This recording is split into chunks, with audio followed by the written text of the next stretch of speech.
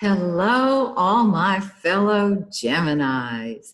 This is Maxine Taylor, and I've got our July 2020 forecast right here.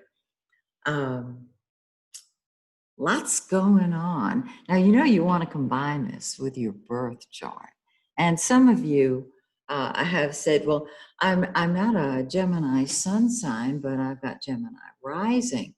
Should I use this chart, solar chart, as well as my sun sign solar chart? Yes.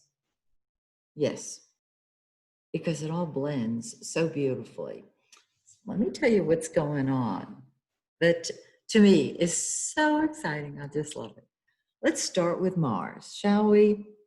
Mars says, sure, I'm the first planet of the zodiac. Yeah, start with me. Mars is in Aries, and so it's even more powerful.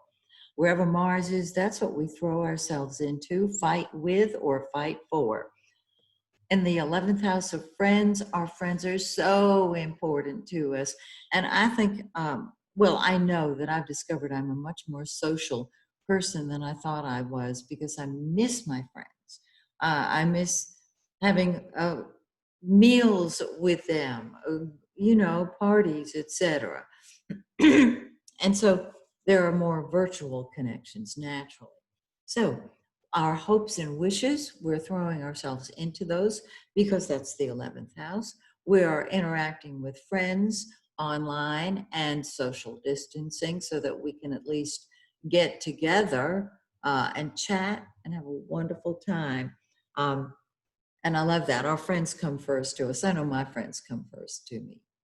So let's look at Venus, the pink planet. Venus is what we love. It is in our solar first house.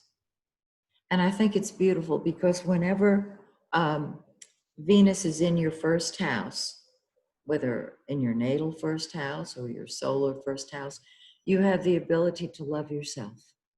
And when you love you, everybody else loves you. It's also a great time to beautify yourself and enhance your appearance, and Venus is no longer retrograde. So if you're thinking of putting that streak of purple in your hair, go for it. But there is a happiness that we're feeling now. Now, I know that this can be a very difficult time for many, many people. So if you will remember that you are love itself and express it, because that's what's going on here, you can lift the planet just by standing there looking cute and blinking and breathing. Okay? Now, let's look over here. Mercury is still retrograde in our second house of money. And so we're planning things. We're working on things. Are you working on a blog? Are you working on a book? Are you doing videos? I am in the process of writing 2 books and thinking of a whole series of videos. Like I don't have enough to do already, but typical Gemini.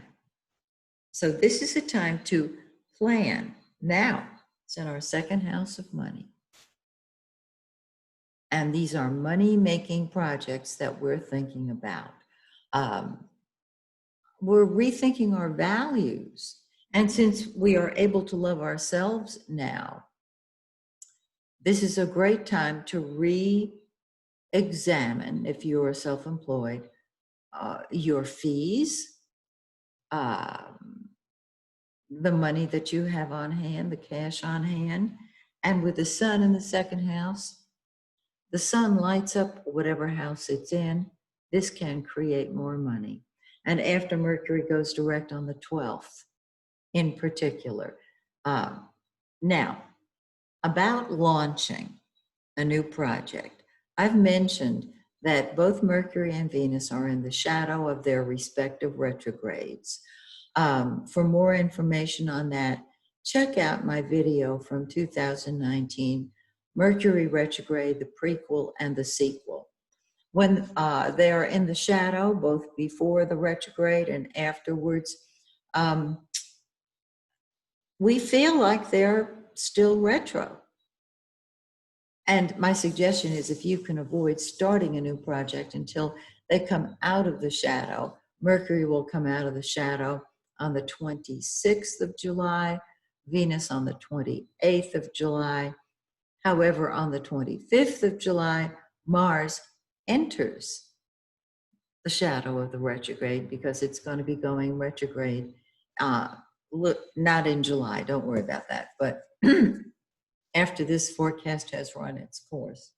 So, rethink your money, create new ways of earning it, and on the 22nd, when the sun moves into our third house, where we are communicating like crazy and doing that book and doing those blogs and doing those videos and talking to everybody, that's when you launch. Now, let's look at the full moon because it's a lunar eclipse. It's in our 8th house of secrets, secrets and other people's money.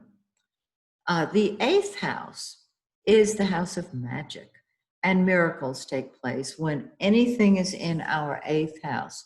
We're going to feel the effects of any eclipse at least a week ahead. Okay, so we're already feeling this one. It's on the full moon, which is either the 4th or 5th, depending on where you live in the United States and around the world. It's in 13 Capricorn 38. Find that in your birth chart, combine it with this, and you have the total picture. 8th house is other people's money. 8th house is death and rebirth, reinventing yourself. And this, of course, is going to be at its peak 3 to 4 months from now, because that's just when we feel the effects, quote unquote, feel the effects of an eclipse. And I'll be talking about the eclipses we had in June and the one in July, 3 to 4 months from now. Then 2 weeks later, after the dark of the moon, we have a new moon in our 2nd house. Don't you love it? It's on July 20th, and it's in 28 Cancer 27. That new moon indicates the start of energy growing and moving forward. Again, it's in our 2nd house of money. Don't you love it? Okay, so that's the forecast for us for July. I hope that you will be at my virtual full moon ceremony. I record it, of course, ahead of time. This I'll be doing that in 2 days, so that it's available prior to the full moon, so that you can have your own ceremony. And if you really want to just the sky's the limit, do it on the 4th, on the full moon. So that's it for now. If you would like your own personal reading, just go to my website, MaxineTaylor.com, select the reading or readings you prefer, and as soon as I receive your order, I'll get back in touch with you. So, till we meet again online, may the stars shine brightly on you and yours. Bye for now.